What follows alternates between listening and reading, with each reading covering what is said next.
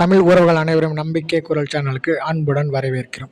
தொடர்ந்து நம்ம சேனலில் வேலைவாய்ப்பு பதிவு தான் பார்த்துட்ருக்கோம். ஸோ இன்றைக்கி நம்ம என்ன பார்க்க போகிறோம் அப்படின்னா, மத்திய அரசுலேருந்து வந்திருக்கக்கூடிய ஒரு சூப்பரான பணியிடங்கள் பற்றி தான் பார்க்க போகிறோம். ஆமாங்க, அதாவது ஏர்போர்ட்டில் அரசு வேலை கொடுத்துருக்காங்க. ஸோ இந்த ஜாபுக்கு விண்ணப்பிக்கிறதுக்கு பிஇ பிடெக் முடிச்சிருந்தா போதும், இந்த ஜாபுக்கு நம்ம அப்ளை பண்ணிடலாம். ஸோ இதை பற்றின ஃபுல் டீட்டெயில்ஸ் நம்ம பார்த்துலாம். இது அஃபிஷியலாக கொடுத்துருக்கக்கூடிய notification, airport authority of India AAI அங்கேருந்து வந்துருக்கக்கூடிய வேகன்சி தான் இது. ஸோ ஓவரால் பார்த்திங்கன்னா என்னென்ன கொடுத்துருக்காங்கன்னா, manager engineering civil electrical finance architecture law. So இந்த மாதிரி இன்ஜினியரிங் துறையில் நிறைய பணியிடங்கள் நமக்கு மென்ஷன் பண்ணியிருக்காங்க. ஸோ அது மட்டும் இல்லைங்க, இதுக்கான முக்கியமான டேட்டு எப்போ இருந்து ஸ்டார்ட் பண்ணலாம், எப்போ வரைக்கும் அப்ளை பண்ணலாங்கிறத கொடுத்துருக்காங்க. ஸோ அதுக்கு முன்னாடி என்னென்ன குவாலிஃபிகேஷன் கொடுத்துருக்காங்க, பேச்சுலர் டிகிரி இன் இன்ஜினியரிங் முடித்தவங்களுக்கு இது ஒரு நல்ல ஆப்பர்ச்சுனிட்டி. ஸோ அதில் சிவில் எலக்ட்ரிக்கல் அப்புறம் administration, bachelor of computer science அல்லது technology, full time degree in architecture. So இந்த மாதிரி ஒவ்வொரு டிபார்ட்மெண்ட் வைஸு ஒவ்வொரு கேட்டகரி வைஸும் கோர்ஸ் நமக்கு கொடுத்துருக்காங்க. அது மட்டும் இல்லை, இந்த ஜாபுக்கான ஏஜ் லிமிட் பார்த்திங்க அப்படின்னா குறைந்தது 32 வயசு, மேக்ஸிமம் 32 வயசு வரைக்கும் இருக்கணும். குறைந்தது பார்த்திங்கன்னா ஜூனியர் எக்ஸிக்யூட்டிவ்க்கு 27 வயசு வரைக்கும் தான் இருக்கணுங்கிறத சொல்லியிருக்காங்க. ஸோ அதே மாதிரி ஏஜ் ரிலாக்ஸேஷனும் ஆஸ் பர் கவர்மெண்ட் ரூல்ஸ் படி கொடுத்துருக்காங்க. ஸோ இதுக்கான இம்பார்ட்டன்ட் டீட்டெயில்ஸ் பார்த்துக்கோங்க. ஓப்பனிங் டேட் எப்போ பார்த்திங்கன்னா 8/8/2026 7/9/2026 வரைக்கும் நாம் இந்த ஜாபுக்கு அப்ளை பண்ணிக்கலாம். ஸோ இதுக்கான பே ஸ்கேல் எவ்வளோ அப்படிங்கிறதையும் மென்ஷன் பண்ணியிருக்காங்க. ஓகே, ஸோ இதை பற்றி முழுமையான டீட்டெயில்ஸ் நம்ம இப்போ பார்த்துலாம். ஸோ அதாவது மத்திய அரசு நிறுவனமான ஏர்போர்ட் அத்தாரிட்டி ஆஃப் இந்தியா ஏஏஐயில் மேனேஜர் மற்றும் ஜூனியர் எக்ஸிக்யூட்டிவ் உள்ளிட்ட 389 பணியிடங்களுக்கு புதிய வேலைவாய்ப்பு அறிவிப்பு கொடுத்துருக்காங்க. இதுக்கான மாத ஊதியம் பார்த்திங்கன்னா 40,000 1,80,000 வரை சம்பளம் கொடுக்குறாங்க. லாஸ்ட் டேட் பார்த்திங்கன்னா 7/9/2026 நாம் அப்ளை பண்ணிக்கணும். ஓகே, ஸோ அது மட்டும் இல்லைங்க, ஏர்போர்ட் அத்தாரிட்டி ஆஃப் இந்தியாவிலேருந்து இந்த அறிவிப்பு 12/2026 CHQ DRCPTலேருந்து கொடுத்துருக்காங்க. இது முற்றிலும் பார்த்திங்கன்னா மத்திய அரசோட வேலை. மொத்த காலியிடங்கள் பார்த்திங்கன்னா 389 பணியிடங்கள் கொடுத்துருக்காங்க. பணியிடம் பார்த்திங்கன்னா ஓவரால் இந்தியாவில் கொடுத்துருக்காங்க. ஸோ இதுக்கான லாஸ்ட் டேட் 7/9/2026 இந்த ஜாபுக்கு நாம் அப்ளை பண்ணிக்கணும். ஸோ என்னென்ன பதவின்னு பார்த்துலாம் வாங்க. ஸோ ஃபஸ்ட்டு மேனேஜர் பதவி. இதுக்கான சம்பள விகிதம் பார்த்திங்கன்னா 60,000 1,80,000 வரைக்கும் கொடுத்துருக்காங்க. காலி இடங்கள்னு பார்த்திங்கன்னா 255 காலி இடங்கள் கொடுத்துருக்காங்க. கல்வி தகுதியை பொறுத்த வரைக்கும் BE BTech MBA CA CMA CFA LLB BTech architecture MCA PG degree. So இவங்க முடித்தவங்க இந்த ஜாபுக்கு அப்ளை பண்ணிக்கலாம். அது மட்டும் இல்லைங்க, இதுக்கான வயது வரம்பு 18 வயசுலேருந்து 32 வயசு உள்ளவங்க இந்த ஜாபுக்கு அப்ளை பண்ணிக்கலாம். அடுத்தது பார்த்திங்கன்னா ஜூனியர் எக்ஸிக்யூட்டிவ் கொடுத்துருக்காங்க. இதுக்கான சம்பளம் 40,000 1,40,000 வரைக்கும் கொடுத்துருக்காங்க. இதுக்கான காலி பணியிடங்கள் 134 பணியிடங்கள் கொடுத்துருக்காங்க. ஸோ இதுக்கு என்னெல்லாம் படிச்சிருக்கலாம் பார்த்திங்கன்னா MBA CA CMA CFA LLB BE BTech BSc plus MBA முடித்தவங்க இந்த ஜாபுக்கு அப்ளை பண்ணிக்கலாம். வயது வரம்பு பார்த்திங்க அப்படின்னா குறைந்தது 18 வயசுலேருந்து மேக்ஸிமம் 27 வயசு வரைக்கும் இருக்கலாம். வயது தளர்வும் கொடுத்துருக்காங்க. SC STயாக இருந்த 5 ஆண்டுகளும் OBCயாக இருந்த 3 ஆண்டுகளும் கொடுத்துருக்காங்க. இதுக்கான விண்ணப்ப கட்டணம் பார்த்திங்கன்னா SC STயாக இருந்தால் உமன்ஸுக்கு பார்த்திங்கன்னா 100 ரூபீஸும், அதர் கேண்டிடேட்டுக்கு 1000 ரூபா நம்ம எக்ஸாம் ஃபீஸ் கட்டுற மாதிரி இருக்கும். ஸோ தேர்வு செய்யும் முறை பார்த்திங்க அப்படின்னா கம்ப்யூட்டர் பேஸ்டு டெஸ்ட் ஆப்ஜெக்டிவ் டைப்பில் கண்டக்ட் பண்ணுறாங்க. அடுத்து பார்த்திங்க அப்படின்னா அப்ளிகேஷன் வெரிஃபிகேஷன் கொடுத்துருக்காங்க. ஸோ பர்சனல் இன்டர்வியூ கண்டக்ட் பண்ணுற மாதிரி சொல்லியிருக்காங்க.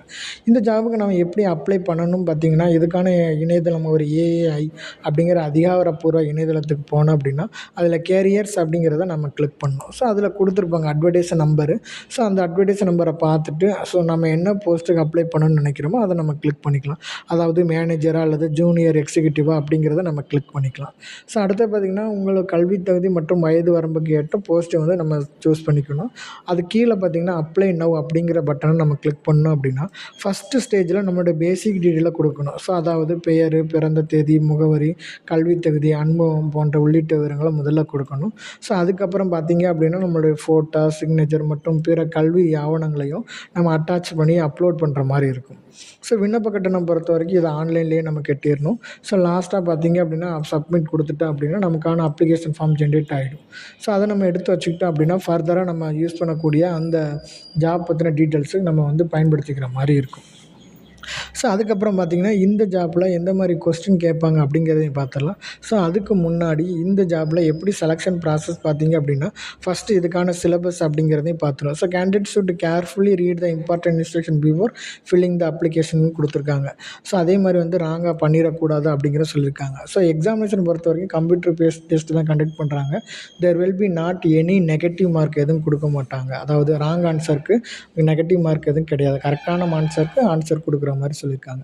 ஸோ அது மட்டும் இல்லைங்க, on the basic details punishment for the application அப்படிங்கிறத மென்ஷன் பண்ணிவிட்டு, ஸோ யாரெல்லாம் கம்ப்யூட்டர் எக்ஸாம் டெஸ்ட்டுக்கு அட்மிட் பண்ணுறாங்களோ அவங்கெல்லாம் பார்த்திங்கன்னா ரெகுலர் சொன்ன டயத்தில் வந்து நமக்கு எக்ஸாமுக்கு அட்டன் பண்ணிடணும் அப்படிங்கிறத சொல்லியிருக்காங்க.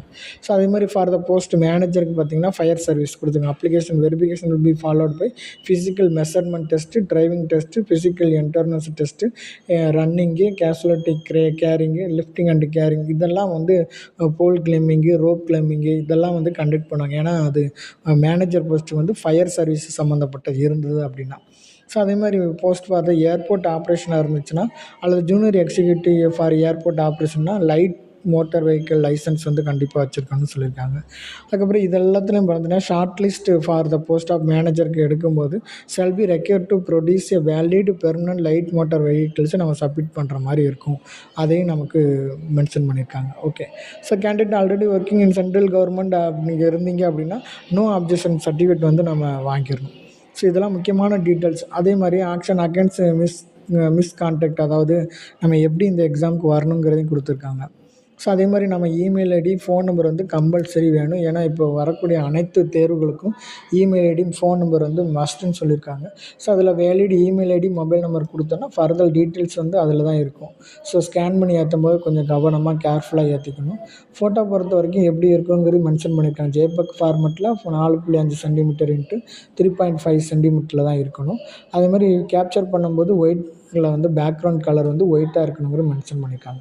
சிக்னேச்சரும் லெஃப்ட் தம் இம்ப்ரெஸ் ஹேண்டட் இன் டிக்ளரேஷன் இமேஜ் எப்படி இருக்கணுங்கிறத பண்ணியிருக்காங்க. சைன் வந்து அந்த ஒயிட் பேப்பரில் வித் பிளாக் இன்கில் நம்ம எழுதணும். அதோட சைஸ் வந்துன்னா 140லேருந்து 60 பிக்சலில் தான் நம்ம ஸ்கேன் பண்ணி ஏற்றுற மாதிரி இருக்குன்னு சொல்லியிருக்காங்க. ஓகே.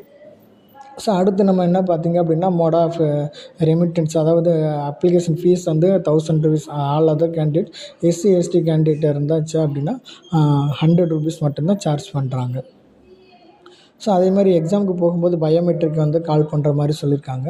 இந்த நம்ம சைட் ப்ராப்பரான சைட் கொடுத்துருக்காங்க. ஸோ www.aai.aero அப்படிங்கிற சைட்டில் போய்ட்டு தான் நம்ம ஆன்லைனில் அப்ளை பண்ணணும். ஸோ கம்ப்யூட்டர் பேஸ்டு டெஸ்ட் எப்படிலாம் என்னென்ன லாங்குவேஜில் இருக்கும் அப்படின்னா Hindi, English, expect test of languages, அதாவது இங்கே ஹிந்தி அல்லது இங்கிலீஷில் இருக்கும். நம்ம இந்த 2 லாங்குவேஜில் கொடுத்து வச்சு நம்ம அப்ளை பண்ணுற மாதிரி இருக்குங்கிறத சொல்லியிருக்காங்க. ஸோ அவ்வளோதாங்க. இந்த ஜாப் பற்றின டீட்டெயில்ஸை நம்ம முழுமையாக பார்த்துட்டோம். ஸோ இது உங்களுக்கு பிடிச்சிருக்குன்னு நினைக்கிறேன். ஸோ இந்த ஜாப் பற்றின டீட்டெயில்ஸ் பிடிச்சிருந்துச்சி அப்படின்னா லைக் பண்ணுங்கள், ஷேர் பண்ணுங்கள், சப்ஸ்கிரைப் பண்ணுங்கள். மீண்டும் ஒரு வீடியோவில் உங்களை சந்திக்கிறேன். நன்றி, வணக்கம்.